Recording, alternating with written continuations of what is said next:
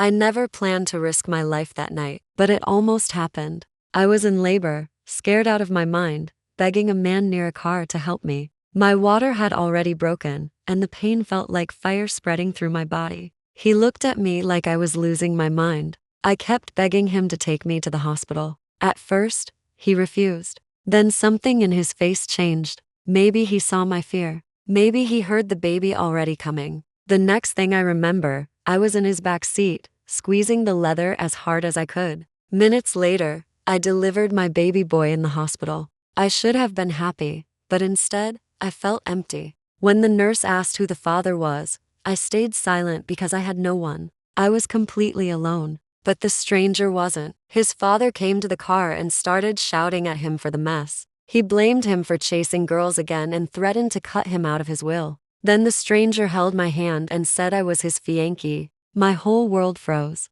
He said he loved me so his father wouldn't disown him, and suddenly the wedding was being planned. Hours later, I was in his huge mansion, surrounded by expensive floors, chandeliers, and servants who looked at me like I didn't belong. He told me to sleep on the floor. Worse, he said the nanny would take my baby. They took him before I could stop them. I cried, begged, ran after them, but the stranger stopped me and said his father couldn't see me like that. The next 2 days were awful. Dress fittings, makeup, fake smiles, painful heels. Everyone treating me like a puppet. And his father kept staring at my baby like he knew something I didn't. Then everything changed the night before the wedding. My baby cried nonstop. Nothing worked. The stranger finally took him gently, rocked him, opened the window, whispered to him. And the baby finally slept. He looked at me with soft eyes. He asked me to sing. I told him I couldn't, but he said a mother's voice could never be bad.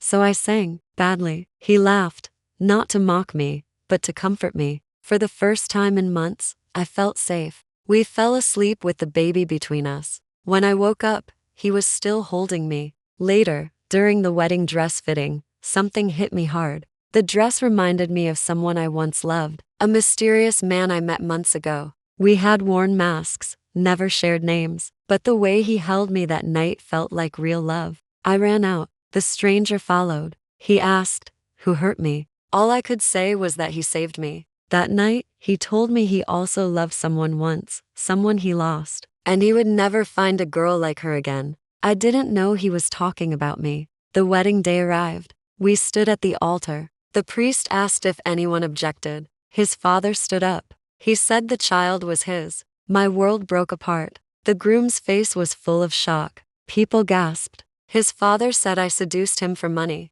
The groom asked if it was true. I said no. Then someone screamed from the crowd. Sydney, the assistant. She admitted she was the one who seduced his father, wearing a mask and pretending to be me. She confessed. She did it to save her job and frame me. The groom looked at me again and asked if I was the masked girl with his father. I said no, but I was the masked girl under the stars. I pulled a small piece of his mask from my pocket. He pulled out the matching piece from his suit. We both froze. He said he had been searching for me. He fell to his knees and begged me to marry him for real. His father tried to apologize and offered everything he had, but the groom refused to forgive him. Our fake wedding became a real one. We cried, held our baby, and promised to never leave each other. 2 strangers became lovers. 2 lovers became a family. And the 2 halves of a broken mask came together again. Destiny didn't make a mistake. It was just waiting to bring us home.